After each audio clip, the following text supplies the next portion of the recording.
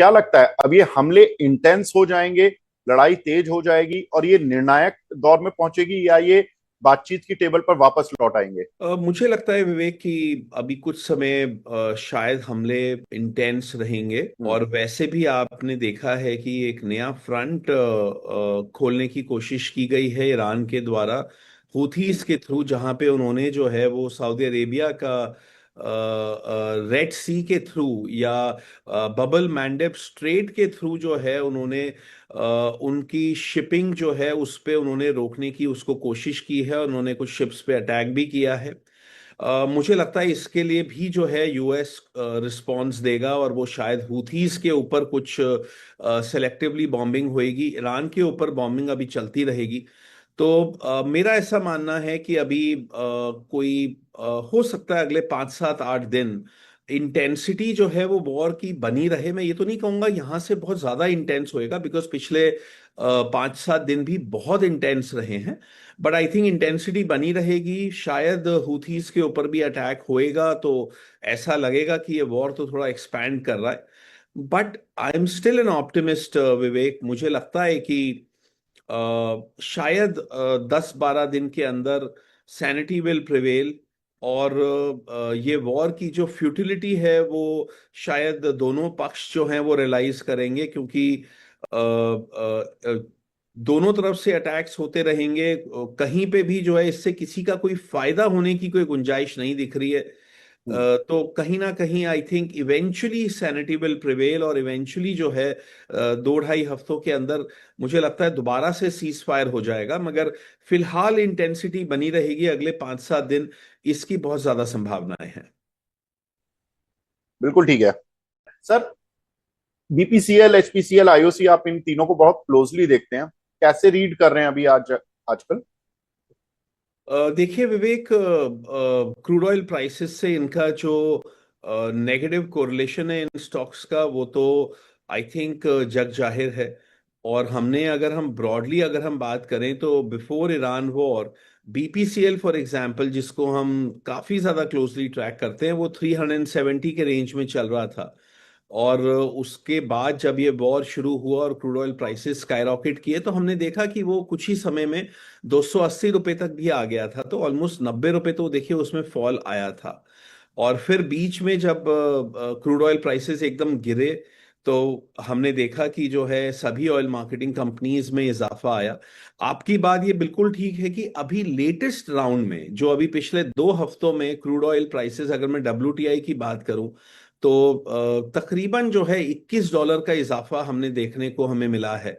और ऐसे में जो है बीपी और एचपी और आईओसी को और गिरना चाहिए था, मगर वो एक्चुअली गिरे नहीं है। वो जो 2 हफ्ते पहले जो प्राइस चल रहा था उसके काफी करीब आ गए हैं विवेक।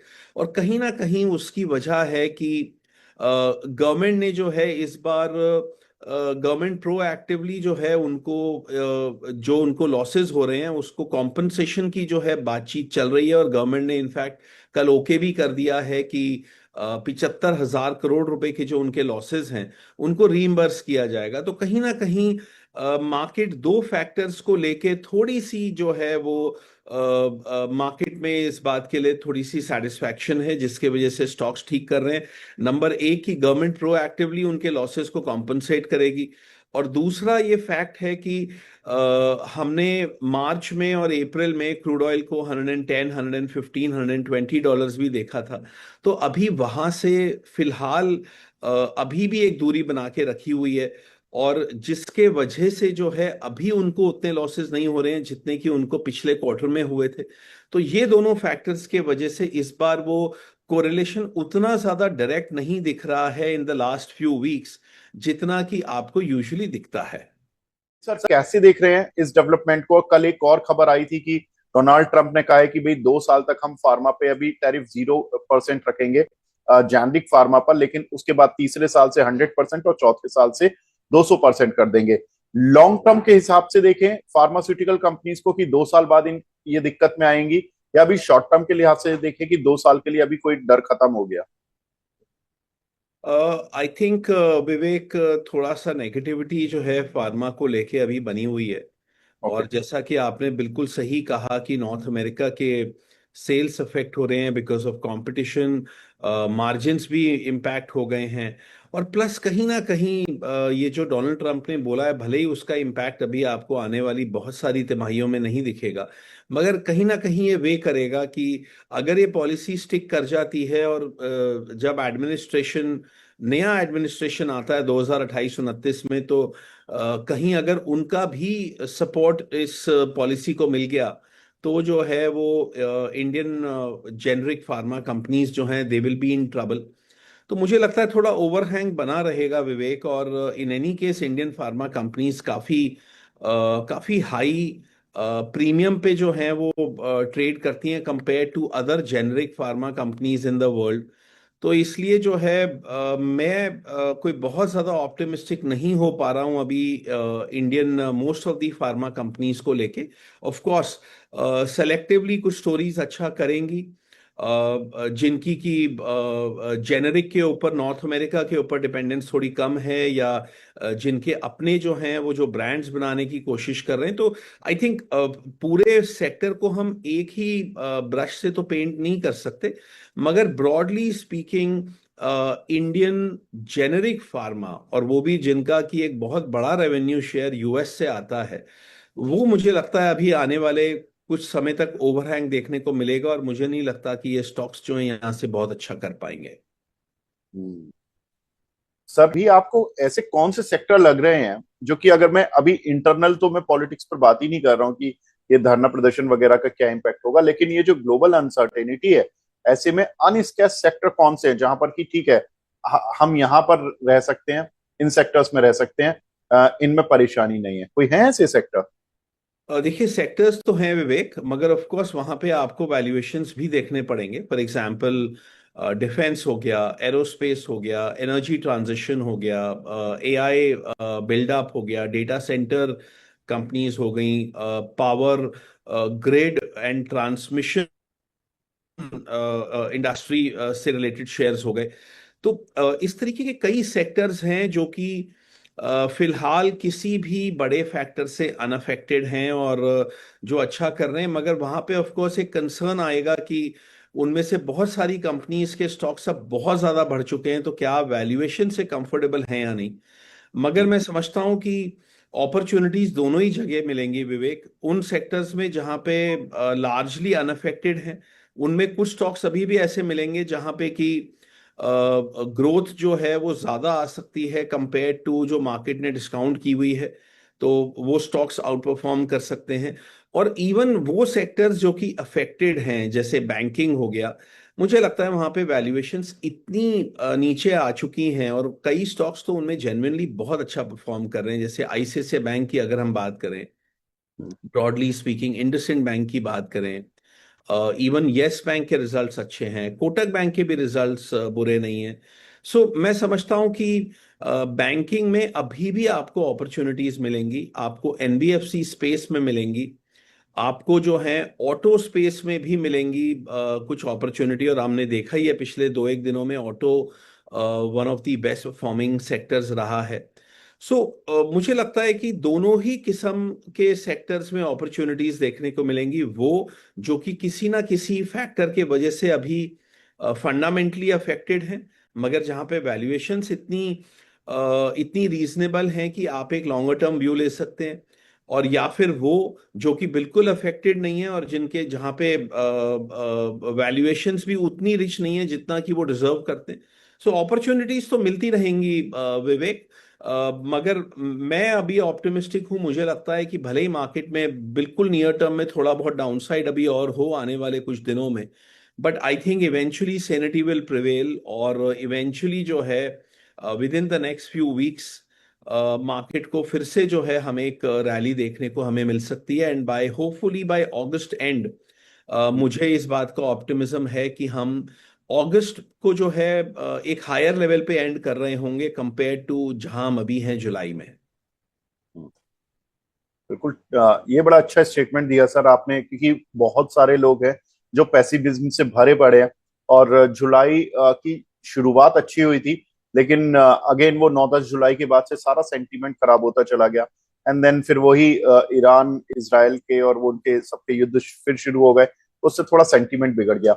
लेकिन आपने एक अच्छा सेक्टर बताया सर, जो ग्रीन एनर्जी वाला, पावर सेक्टर वाला। एनटीपीसी ग्रीन के सर कल रिजल्ट्स आए थे, रिजल्ट्स काफी शानदार देखने के लिए मिले। रेवेन्यूज में 62% का जंप और नेट प्रॉफिट में 38% का जंप देखने के लिए मिला। सर इस काउंटर को कैसे देख रहे हैं? पीएसयू में अगर ग्रीन सेक्टर देखना हो तो क्या ये आपकी ग्रीन लिस्ट में आता है?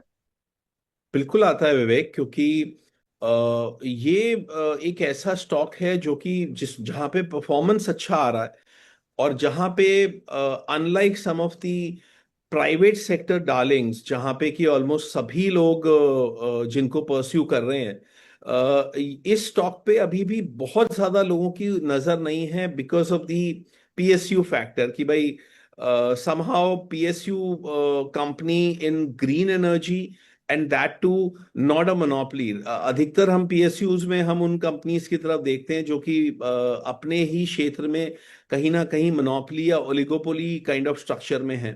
So but I think NTPC green एक अच्छा स्टॉक है, और बहुत ज्यादा अभी उतना डिस्ट्रीब्यूटेड नहीं है compare to some of the other better known stories. तो डेफिनेटली जो है, आई थिंक स्टॉक आने वाले कुछ क्वार्टर्स में अभी और अच्छा कर सकता है विवेक। बिल्कुल ठीक है। आज सर 6-7% ऊपर है ये काउंटर, तो इसको आज खरीद सकते हैं या कुछ वेट करके खरीदना चाहिए? आई थिंक खरीद सकते हैं विवेक। बेस्ट तो यही तरीका रहता है कि आप, अगर आपको कोई स्टॉक अच्छा लगता है तो ठीक है, वो अभी इमीडिएटली बढ़ा हुआ है तो आप थोड़ा एवरेजिंग करके, थोड़ा आप टाइम वाइज उसको बाय कर लीजिए, क्योंकि नोबडी नोस कि ये डाउन जाएगा या नहीं जाएगा। मगर अगर आप ओवर अ पीरियड ऑफ 5 दिन, 7 दिन या 10 दिन अगर आप उसको बाय कर रहे हैं, तो आपकी ओवरऑल एवरेज जो है कहीं ना कहीं रिप्रेजेंटेटिव होएगी। एंड देन जब मार्केट बेहतर होएगा, और जब और लोगों की नजर इस स्टॉक पे पड़ेगी, तो हो सकता है आने वाले 4-5 महीनों में कि यहाँ से भी अनदर 20, 30, 40% अगर परफॉर्मेंस दे भी दे, तो मुझे कोई अचंभा नहीं होगा। ठीक है। भी आप चल क्या रहा है इन बैंकिंग शेयरों में, क्यों पीट रहे हैं इनको? देखिए विवेक, इंडसइंड बैंक तो अगर आप देखें पिछले कुछ महीनों का प्राइस परफॉर्मेंस तो बहुत ही ज्यादा अच्छा कर रहा था। तो हम्म। कहीं ना कहीं ये एक प्रॉफिट बुकिंग आई है विवेक। इंडसइंड जो है वो इस बार उसने ऑलमोस्ट पिछले कुछ महीनों में बैंक निफ्टी को काफी अच्छे मार्जिन से उसने बीट किया है। सो मैं समझता हूं कि इन रिजल्ट्स को लेके काफी ज्यादा ही एक्साइटमेंट हो गई थी। एंड कहीं ना कहीं by the rumour sell the news वाला फिनोमिनन है कि रिजल्ट से पहले सब लोग खरीद रहे थे इस एंटिसिपेशन में कि रिजल्ट्स बहुत ही ज्यादा अच्छे आ जाएंगे। फिर रिजल्ट्स अच्छे आ भी गए, मगर अब जो है अगले रिजल्ट्स तो 3 महीने बाद आएंगे, तो लोग कह रहे हैं भाई अब क्या। तो यहाँ पे आपको प्रॉफिट मिल रहा है, जबकि बाकी और बहुत सारे काउंटर्स जो हैं वो आपके लॉसेस में हैं। तो इसलिए जो है प्रॉफिट बुकिंग आई है विवेक। आई थिंक ये बिल्कुल लेजिट फिनोमिनन है, और specially in a market like this, जहाँ पे कि जहाँ पे मार्केट ओवरऑल एक ब्रूटल फेज में है। मार्केट जो है वो थोड़ी सी भी अगर आपको आपके रिजल्ट्स में कमी है या गाइडेंस में कमी है, तो आपको मार्केट ब्रूटलाइज कर रहा है। जबकि अगर अच्छे हैं तो मार्केट आपको उतना रिवॉर्ड नहीं कर रहा है। ये इस तरीके का जो मार्केट होता है, जो कि which is basically in trouble and जहाँ पे टर्बुलेंस है, तो ये नेचुरल फिनोमिनन है। But I I do believe कि इंडसइंड के रिजल्ट्स ओवरऑल बहुत अच्छे हैं Vivek. And I will not be surprise अगर ये जो भी करेक्शन लेनी है आज कल या कुछ दिनों में, उसके बाद अगर ये स्टॉक दोबारा अगर बढ़ने लग जाए, तो मुझे बिल्कुल सरप्राइज नहीं होगा। रादर मुझे लगता है शायद ऐसा होना चाहिए। बिल्कुल ठीक है। अब सर क्या लग रहा है, इन्फोसिस आफ्टर रिजल्ट्स कुछ प्रदर्शन कर सकते हैं? आई थिंक विवेक कर सकता है, मगर शायद बहुत ज्यादा ऊपर नहीं जा पाएगा, क्योंकि उसकी वजह यह है कि बहुत सारे इंस्टीट्यूशनल इन्वेस्टर्स, पर्टिकुलरली जो फॉरेन इंस्टीट्यूशनल इन्वेस्टर्स हैं, वो अब इंडियन आईटी को लेके थोड़े उदासीन हो चुके हैं। हम्म। क्योंकि over a period of time इनकी ग्रोथ रेट तो कम हो ही चुकी है, इनके मार्जिन्स अंडर प्रेशर हैं, और एआई के वजह से जो एआई रिलेटेड डिसरप्शंस हैं, जिसके बारे में अब हम सभी लोग बहुत बातचीत कर चुके हैं पिछले कुछ महीनों में, वो सभी को देखते हुए लोग बहुत ज्यादा अभी बुलिश नहीं हो पा रहे हैं इंडियन आईटी पे।